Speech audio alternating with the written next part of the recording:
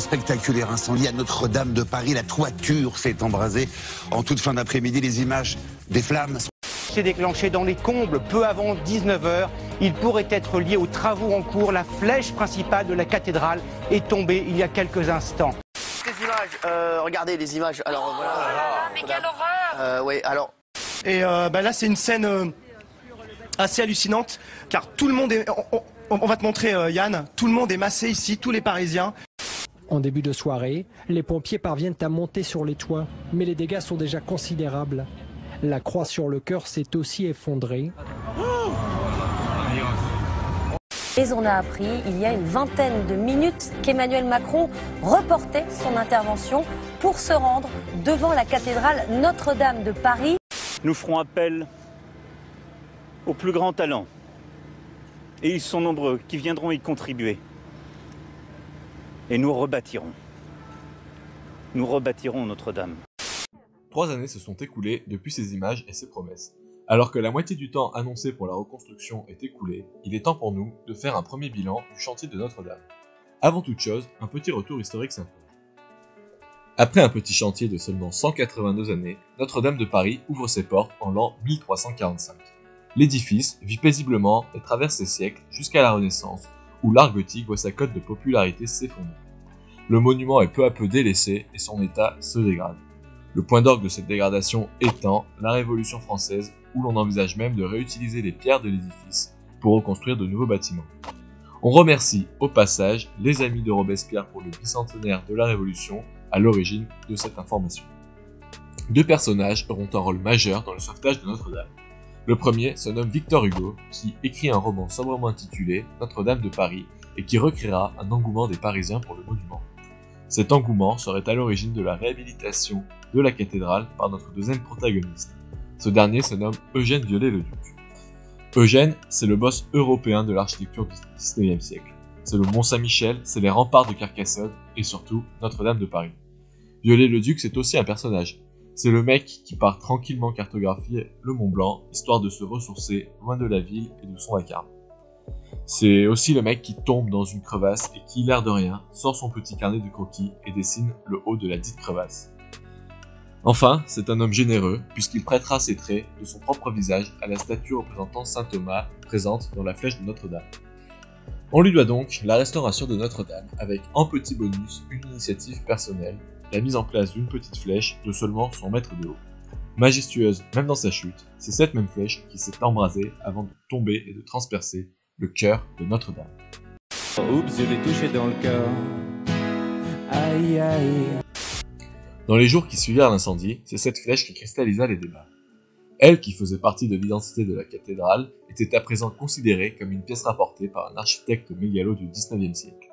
À chaud, Édouard Philippe annonça même la décision de mettre en place un concours d'architecture pour imaginer la future flèche qui remplacerait celle de Viollet.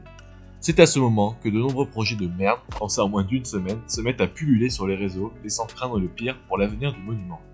1 an plus tard, l'exécutif fait machine arrière et la décision de reconstruire la flèche à l'identique est prise. Mais alors, que faut-il penser de cette décision? Qui écouter? Un architecte? Un pratiquant? Et pourquoi pas les deux à la fois? Je veux le dire de manière définitive et radicale, je suis un architecte catholique. Et oui, une fois de plus, c'est Rudy qui sera notre boussole dans ce débat ô combien périlleux.